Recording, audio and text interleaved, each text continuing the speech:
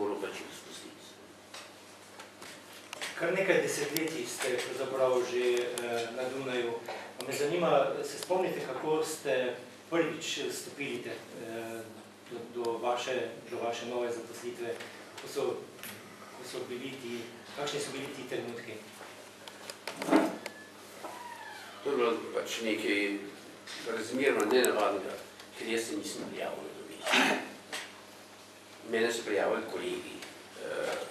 In sicer tako, da me je nenadoma najdla kolegica, jaz sem nekje od ideja, mislim, da sem bil šverin. In kolegica, ki je nisem videl 25 let, sploh nisem videl, ki je, kaj počne nič. In je vprašala, če sem videl anonso v časopisju za to mesto, sem rekel, da sem videl. Če sem se prijavil, sem rekel, da se nisem prijavil. Zakaj ne? Sem rekel, to je prevelika odgovornost, jaz na Dunaju nimam kaj iskati. Na kar rekla, mogoče je to razlog, da bi se prijavil. In glede na to, da je zdaj se pač moj čas na Dunaju iztekel, lahko povem, da so me drugi prijavili. In tako da sem prišel potem v ožji zbor med 64 kandidati. In lahko povem tudi to, znano je majhno mesto, majhne intrige. Veliko mesto, velike intrige. Bili smo 4 kandidati in jaz sem bil zadnji na vrsti. Skratka, moral sem imeti predavanje dveurno o drugi betovni simfoniji, tretji Brahmsovi in potem pa še dveurno delo z orkestrom. In me je predsednik komisije vzel pod roko, lepo je rekel, bodite mirni kandidati, že znani. Jaz nisem videl, zakaj je sploh. In so potem kasneje, sem nekako zvedel, mislim, kasneje to mi je po glavu hodil in to bo zdaj sicer zelo strokovno, ker bom povedal. Jaz sem začel moje predavanje z betovnim izrekom, da študentom, ki ne pozna prozodije, nima on kaj početi. In nekaj sem se jaz s prozodijo ukvarjal skoraj 1 uro pri betovni simfoniji, dokler njen študent vstal in vprašal, kaj pa je to prozodija. In potem sem rekel, zdaj sem pa doma, čeprav nisem še vedno vedel, zakaj gre. Mislim, čem bi bil smisel tega stavka, tega predsednika želije. In kar je bilo zaslišanje senata. In prvo vprašanje mi je postavil Dieter Delamot, to je bil evropski strokovnjak za analizo. In on je tam predaval in je vprašal, zakaj sem se z analizo ukvarjal, ko vendar imajo predmet analize. Sem rekel, vi imate predmet analize in ljudje ne vedo, kaj to prozodija, pa še se bo nič videl. In je bil, rekel, out s tem. Potem so me vprašali, kako se jaz pouk predstavljal na akademiji. Sem rekel, veste, 3 sorte dirigentov so na svet. Največja sorta so tisti, ki nič ne slišijo. Druga sorta, malo manjša, so tisti, ki slišijo, ampak se ne upajo povedati tega, kar so slišali, ker nimajo zaupanja v svoje lastno znanje. Te 2 sorte lepo sta prišli z mojega razreda. In jaz sem pač to mislil tudi potem. In je bil predsednik komisije tako besen, da enostavno me ni hotel sprejeti v svoji sobi, ker me vsakrat stoji na hodniku vse upravnavala. Moram še povedati, da je zadeva tam drugačna kot pri nas. Pri nas se pač na akademiji zaposliš preko razpisa, česarkoli. Tam je tako, jaz imam status državnega uslužbenca. Jaz sem se z ministrom za kulturo pogovarjal v mojem mestu. Mene plačuje rektor, odgovornost pa ministru. Izjemna samostojnost v tem našem poslu. In mi se stavljamo oddelka, enostavno nimam, jaz vidim predsednika tega oddelka enkrat na leto se stavljamo. Kdo vas pa lahko vrže z delovnega mesta više? Niti minister? Ne. Dobro. Zatega, ker je zanimivo je to, ja. Vse to so zdaj reformirali. Jaz imam še status tega državnega uslužbenca. Zdaj je to nekaj reformirano, zdaj je reelekcija, kaj še vse. V manj času tega še ni bilo. Gospod Laviska, pa sicer ta občutek, da ste bili pri profesorju, ki je bil, ne vem, Freudov študent, ki je prijateljeval s Schönbergom, ki je, ne vem, s Kokoško se družil, To najbrž tudi vpliva malo na mladega študenta, ki prihaja iz Slovenije. Mi so bili, tako kot pravijo Nemci, proti Svarovskemu, mi so bili alme hunde, to skratka nismo nič vedeli. Začim, profesor Svarovski je najprej študiral umetnostno zgodovino, nekaj je študiral psihoanalizo. In obenem korektir, ker je bil dober pianist, je slišal izvedbo tretje Mahlerjeve simfonije in se odločil, da bo postal dirigent. In je študiral pri Weingartnerju, pač to je bil takrat eno veliko ime, igral pri Schönbergu v njegovem Vereinu za privatne izvedbe, moderne muzike. Potem, ko je Schönberg odšel v Berlin, je študiral naprej pri Webernu, spoznal Bartoka tam, spoznal praktično vse relevantne glasbenike tistega časa. Recimo, sam kot kuriozum, on je analiziral Stravinskega Sacre del Printemps v Benetkah, skupaj s Stravinskimi v Benetkah v palači kardinala Roncalija, kasnejšega papeža Janeza XXII. To je bil njegov nivo. In to nam je on seveda z veliko žlico dajal. In poleg tega on je bil adlatus od Richarda Straussa. Njegov sodelavc skozi dolga desetletja. Tako da imam jaz o Richardu Straussu praktično z prve roke vse, kar se tiče materije, ki je seveda za dirigente interesantna. Njemu je Hindemith avtoriziral tip dirigiranja, ki je seveda jaz vedno predaje. Tako da predstavljam v bistvu v nekih pogledih direktno zvezo med skladatelji, s katerim bi on v stiku in študenti, ki so pri meni.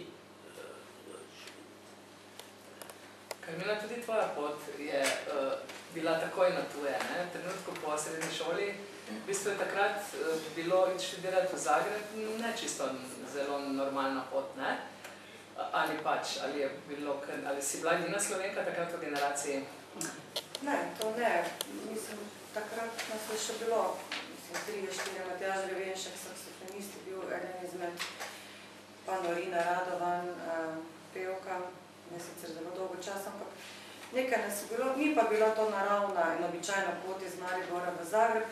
Meni se je takrat ta ideja porodila zgolj zato, ker sem na nekih poletnih delavnicah v Grožnjanu spoznala nekaj diplomantov te univerze in se mi je zdelo, da je en odnos takšen, ki bi mi lahko bil všeč, da so tudi nekateri profesori že na informativnih pogovorih te vprašali kolegica, kakve so vaši afiniteti, pa se mi to zdelo strašno noblo, da nekoga vsaj zgleda, da ga zanima, kakšne imam cilje. Potem nekako se mi je zdelo, da je to pravzaprav tudi v redu, da ne vem, kako bi se odločala kasneje, ampak takrat je bilo tako čisto naravno. Tako čisto naravno se nam skoraj ne zdi, ker je neverjetno si prišla opremljena pravzaprav. Človek se kar sprašuje, kako je možno, da je takrat, ne vem, 22 let si bila stara in si šla v to res tvegano v bistvu misijo. Ena izmed pevk prevzame ta korpus, ki je takrat, moramo vedeti, tisti, ki so tu, ki so dovolj stari, da to vedo, to je bil resnično mariborski, ne vem, mit že takrat, ne? Neka legenda mariborskega kulturnega življenja, neka zaščitna znamka. In ne vem, jaz mislim, da tudi v zgodovini je redko kdaj se zgodi kaj tajega, da bi dejansko nekdo tako mlad in potem v bistvu, tako kot si že prej rekla, izvedel ta žlahtni očetomor in iz tega naredil res nekaj novega, nekaj velikega, drugačnega. Ja, pri meni je tisto temeljno področje izobraževanja ni predstavljala Akademija za glasbe v Zagrebu, vsekakor ne, ker tudi na tem področju, v katerem delujem, ni bila kadrovsko tako močna. Zdaj, moji profesori so bili nekateri seveda eminentni strokovnjaki za določeno področje, pa vendar ne, to ni bilo okolje, v katerem sem pridobila tiste osnovne stvari. To so bili tako imenovani masterclass oziroma vsi mogoči workshopi in tečaji, ki sem jih jaz v bistvu res kar nekaj mesecev letno preživljala takrat v tistem času z najpomembnejšimi dirigenti. Mislim, da je bilo to tisto ključno, ker sem jaz dobila največ znanj in ne toliko formalno izobraževanje, ki v tem okolju vsekakor nikoli ni imelo in še sedaj nima specializiranega študija za zborovsko glasbo. Ne? Gospod Lajovic, vi ste poznavalec svetovnih oper od Beograda, Zagreba, Dunaja, Ljubljane in tako naprej. Nekaj me zanima. Poznavalci opernega sveta pravijo, da je Dunaj nekaj posebnega. Pa me zanima, če je to res institucija ala Milanska Scala, Metropolitanska opera in tako naprej.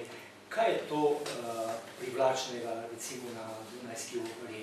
Nekateri oboževalci opere nikakor ne morejo preskočiti ali pa preslišati tega, da ta opera ne bi sodila v sam vrh.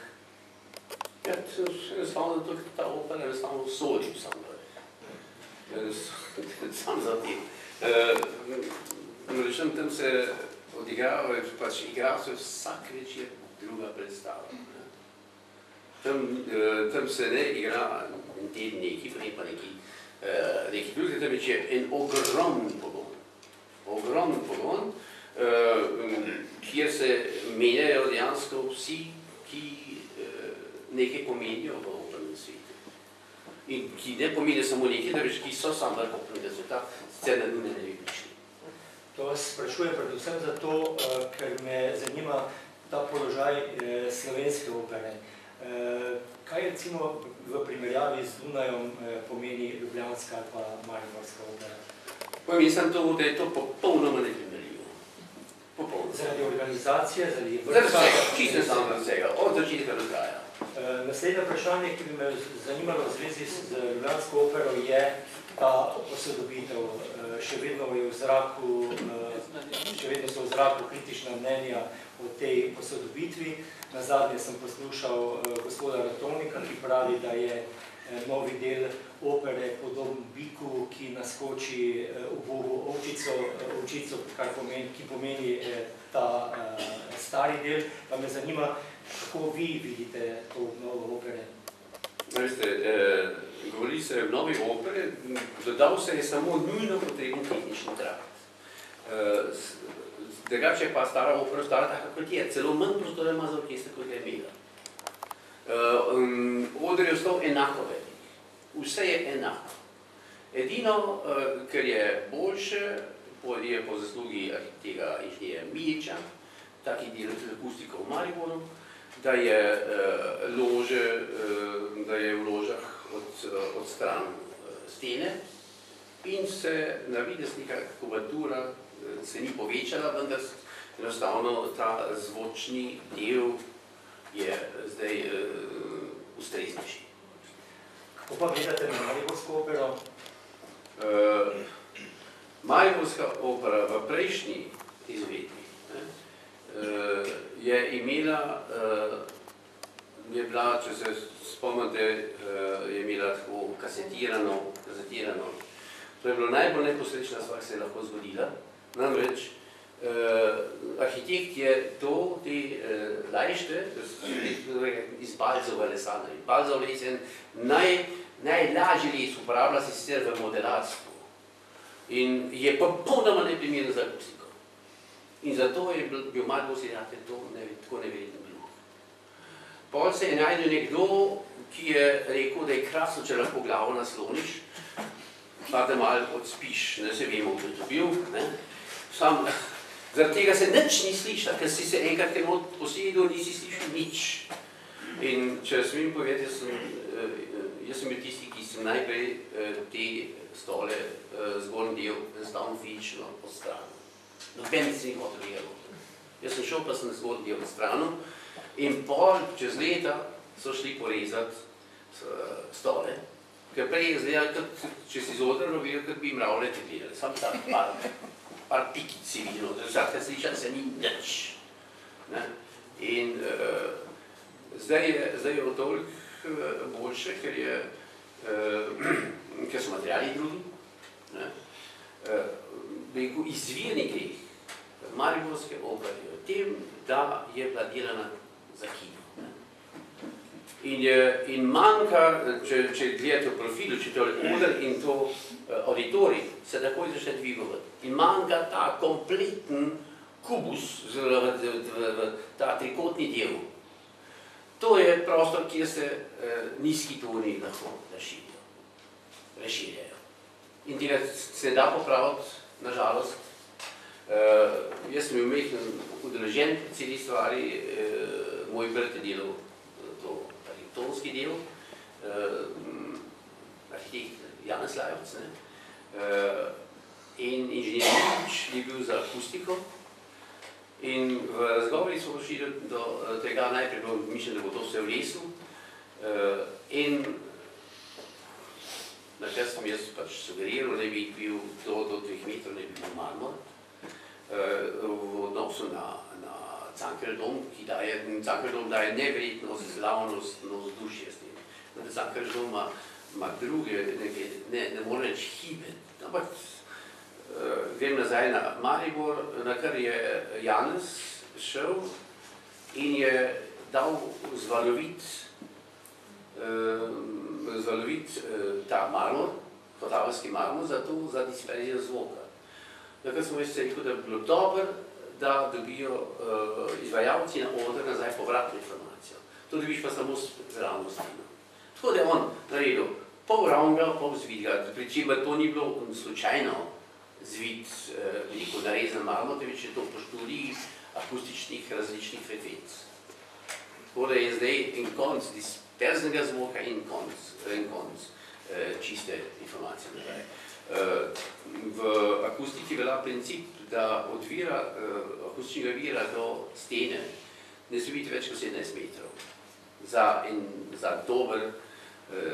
za dober odboj. Mi vsi vemo, da potuje zvok z 340 metrov na sekundo in da človeško uho ne zazna razlik, ki so manjše od desetinke sekunde. In 17 metrov je 20 sekunde. Njen odboj nazaj je točno 10 sekunde. To smo takrat nekako zaračunali. Ampak to je bilo dobro, vendar je bil zvok malo suh. Nekaj sem, mogoče ne veste, da školjko v Cankarjevem domu sem jaz naredil, konstruiral, in ta oder. In sem šel namenoma ven iz tega principa in s tem smo dobili en konc enega božjega odmeva. Edini inštrument, ki nima zadostnega odmeva v Cankarjevem domu, so samo odre, ki rabijo se bistveno večji odmev. Sam so to zanimive zadeve. Mi smo rabili prostor, ta školjka še ni do konca narejena, še prva polovica narejena, druga polovica bo narejena takrat kot denar. To pa je trenutno ne vem. Če malo preskočimo teh bolj tehnikalnih umetnosti, ki pa so gotovo tudi zanimive in redko slišane, morda ne morem mimo tega termina, tega tvojega pozicije biti pred časom. Vem, da to si se že naposlušala, verjetno tega, ampak vendarle, kljub temu, da si v bistvu začela